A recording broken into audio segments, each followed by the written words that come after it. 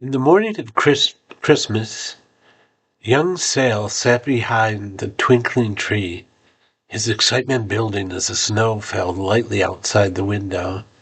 The whole house smelled of pine and cinnamon, and the soft crackling of the fireplace made it feel like the coziest Christmas ever. His parents were sitting nearby, sipping coffee, watching him with knowing smiles as they exchanged gifts. But one large package under the tree was labeled with his name, standing out among the others. Sal carefully unwrapped it, his heart racing. Beneath the shiny red paper was a beautifully carved Swedish Dala horse. It was painted bright red, with intricate patterns of blue, white, and gold.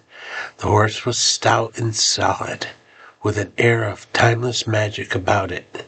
Its eyes wide open and kind, it felt warm to the touch, almost as if it were alive. "Wow," Sal whispered, holding the horse in his hand. "He's amazing." "That's a special horse," his father said, smiling mysteriously. "They say these horses are lucky." "What are you going to name him?" his mother asked. Sal thought for a moment, running his hands over his smooth wood. "I'll call him Thorfin," he decided. It was the name of a Viking warrior he'd read about, and somehow the horse reminded him of bravery and strength. That night, Sal placed Thorfinn on his bedside table, watching the flickering Christmas lights reflect off the horse's glossy surface. Exhausted from the excitement of the day, he drifted off to sleep, the wooden horse standing guard over his dreams. As soon as Sal closed his eyes, he found himself standing in a vast, snowy forest. The trees stretched endlessly in every direction, their branches heavy with frost.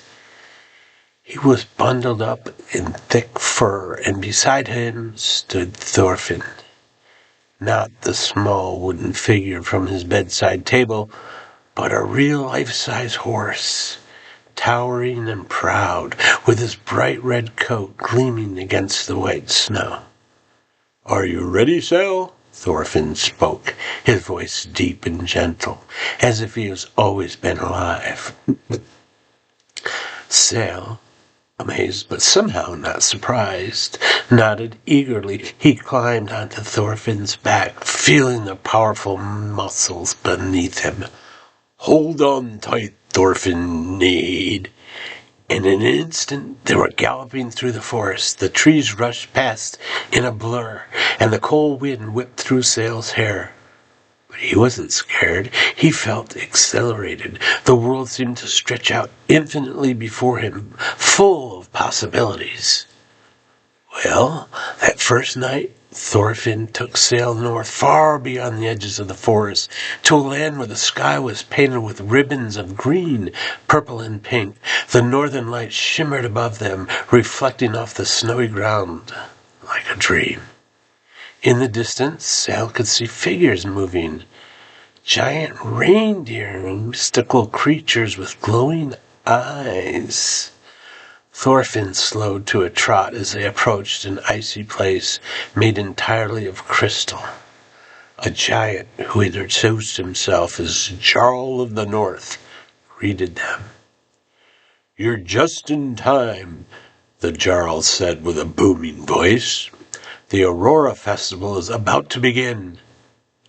Sal and Thorfinn joined the grand celebration, where lights danced in the sky to the rhythm of ancient drums, and snowflakes swirled like confetti. Thorfinn's hood left sparkling trails as they moved across the ice. Sal felt like a hero in a magic story, and the night passed in a blur of music and wonder. The next night, Sal and Thorfinn found themselves on a sandy shore, the smell of salt water in the air. Before them was a long boat carved with Viking symbols. Without hesitation, Sal and Thorfinn boarded the ship. and the sea carried them swiftly across the waves to a hidden island that no one had seen in centuries. On the island, ancient Viking warriors stood ready to welcome them. These weren't the fierce, battle-hardened warriors of legend, but friendly ghosts who have been waiting for a brave soul to visit. They showed Sal the secret of Viking craftsmanship, teaching him how to forge a sword and read the stars for navigation.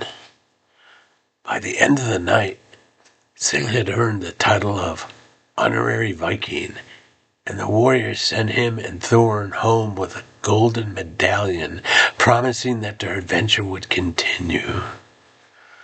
On the third night, Sal and Thorfin journeyed to a kingdom where the sun never set. The sky was always a brilliant shade of orange and gold, and the people of the kingdom were warm and cheerful, always celebrating the endless day.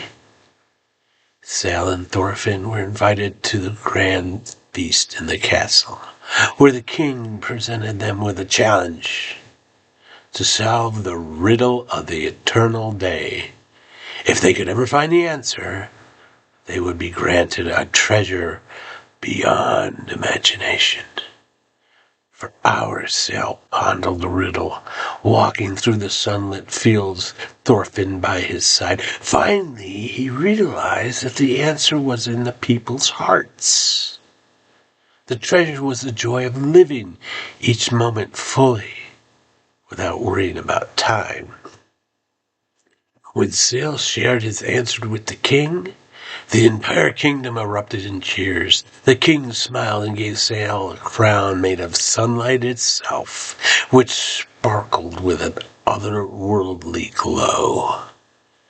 Every night, the adventure continued. One night, Sal and Thorfinn would soar through the skies on the wings of fire, racing dragons across the clouds. Another night, they would dive deep into the ocean, exploring the sunken cities of Atlantis, meeting mermaids, and discovering ancient artifacts. With each adventure, Sal grew braver and more confident, and Thorfinn became his close friend. No matter how wild the dream or how far they traveled, Thorfinn was always there to guide him, his trustworthy steed and wise companion. During the day, Sal will wake up feeling more energized and creative than ever. He started sharing his dreams with his parents, who smiled knowingly, though they never questioned how real the adventures felt. Every time he looked at Thorfinn sitting on his bedside table, the wooden horse seemed to wink at him, as to say, just wait for tonight. As the winter turned to spring, the adventures continued, each one more exciting than the last. And although Sal knew that the magical dreams wouldn't last forever, he cherished every moment with Thorfinn. His Christmas gift turned out to be more than just a toy. It was the key to a world of endless adventure. Years later, Sal kept Thorfinn on a shelf in his room, still bright and shiny, though now a treasured memory from his childhood. When life felt a little too serious or mundane, he would glance at the horse and remember the night of magic, mystery, and joy. And sometimes, when he was lucky, he'd fall asleep and find himself back on Thorfinn's back, galloping through the stars, ready for their next big adventure.